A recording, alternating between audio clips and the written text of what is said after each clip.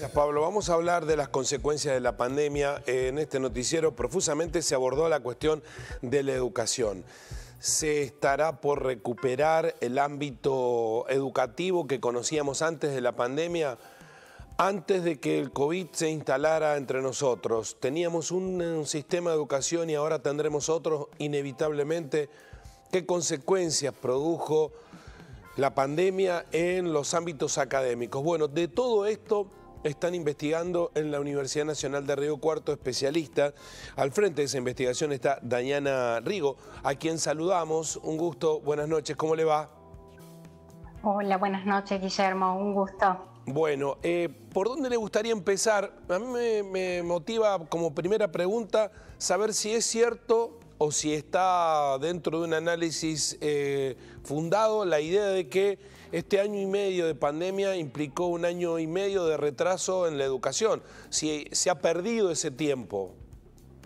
No, Guillermo, lo hablábamos el otro día y creo que no es un tiempo perdido. Sí, creo que hubo muchos aprendizajes, quizás aprendizajes distintos a los esperados, pero justamente esa condición de incertidumbre y novedad que marcó la pandemia y la educación virtual generaron otras instancias y otros interrogantes en educación. Creo que capitalizar los tiempos de pandemia, ¿sí?, para repensar los procesos educativos de cara al futuro es imprescindible, ¿sí? Y esta noticia que estamos teniendo hoy, que es tan importante, de la vuelta a la presencialidad plena, reducir el número de burbujas y de alguna forma aumentar la frecuencia de la presencialidad de los estudiantes en los colegios, es reducir también la brecha y las desigualdades que la pandemia puso al descubierto y que estuvieron como más acentuadas, ¿no es cierto? Esto de la falta de conectividad, de dispositivos para conectarse, incluso también el acompañamiento de un adulto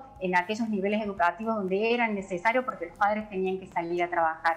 Entonces creo que bueno, los esfuerzos están orientados en ese sentido, ¿sí?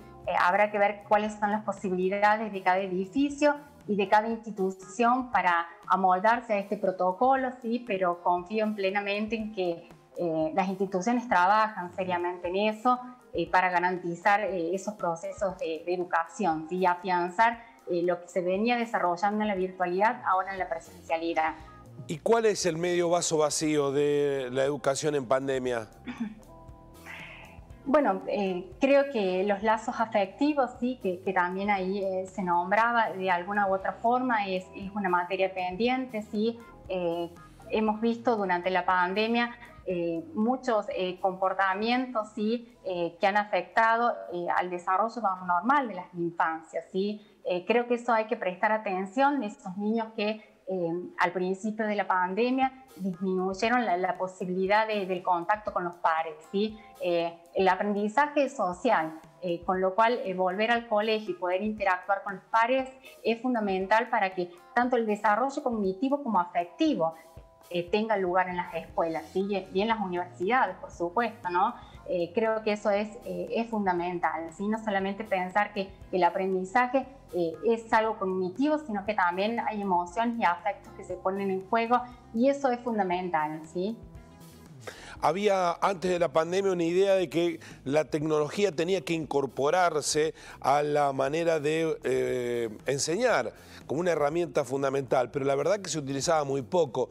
Forzado por las circunstancias, ¿la tecnología se ha transformado en protagonista de la educación ahora? Sí, yo creo que es una protagonista esencial la tecnología en los tiempos de hoy. Es verdad que nos volvíamos medio reticentes a la utilización de las TICs y creo que este aprendizaje, por eso decía que no es un tiempo perdido, esta virtualidad que nos impuso la pandemia de alguna u otra forma, sino que es un tiempo de revalorizar los recursos digitales y aprender cuáles son los beneficios, ¿sí? No vamos a hablar de que vamos a mutar a una educación virtual, sí, pero creo que una educación híbrida, donde se sigan sosteniendo espacios virtuales, pueda ser una herramienta útil, ¿sí? Siempre pensar que algunos encuentros que nos llevaban desplazamientos de muchísimo tiempo, de mucho gasto y de mucha energía, ¿sí? Se pueden seguir haciendo a través de estos medios, ¿no es cierto? Sin lugar a dudas. De hecho, y sobre todo cuando... Sí. De hecho, estoy pensando que tal vez en el futuro se utilice o se puede utilizar para chicos que por alguna razón no pueden salir de su casa porque están enfermos, no pueden asistir al colegio, que continúen la enseñanza desde sus hogares. Digo, ahí hay un futuro más allá de la pandemia en donde la bimodalidad de enseñanza podrá ser una herramienta válida. Sí, yo creo que sí. Nosotros hemos estado estudiando el modelo pedagógico de clase invertida y está orientada en ese sentido, ¿sí? Que las clases puedan quedar grabadas, que el alumno pueda acceder cuando disponga del tiempo y del espacio para realizarlo, ¿sí? Creo que eso que es también lo que hemos observado en la universidad en este 2021 con los procesos de reinserción a través del programa de potencia de graduación, ¿sí? Son estudiantes que se animan a reincorporarse a sus estudios superiores porque saben que las clases quedan grabadas y que pueden gestionar mejor sus tiempos, ¿sí? Así que creo que es un sistema que de alguna u otra forma nos vamos a tener que ingeniar para que quede presente, ¿sí? Porque creo que son más los beneficios que podemos obtener, ¿sí? Hay una polémica respecto del impacto a nivel de deserciones de la pandemia. ¿Ustedes lo registran en esta evaluación que, por supuesto, es una investigación en curso, en desarrollo, porque la pandemia no ha terminado y sus consecuencias todavía plenamente no se pueden evaluar? Pero ¿es tan alta la incidencia en las deserciones? Nosotros en los estudios en realidad estamos con estudiantes, ¿sí? Que se encuentran vinculados a través de la virtualidad, ¿sí? No estudiamos específicamente la tasa de deserción, ¿sí? Que sí será materia de estudio, supongo que en el 2022, ¿no es cierto? Pero sí coincido con el ministro de Educación, que lo escuchaba hace un rato, que la ausencia es un indicador muy importante para prevenir los procesos de desvinculación.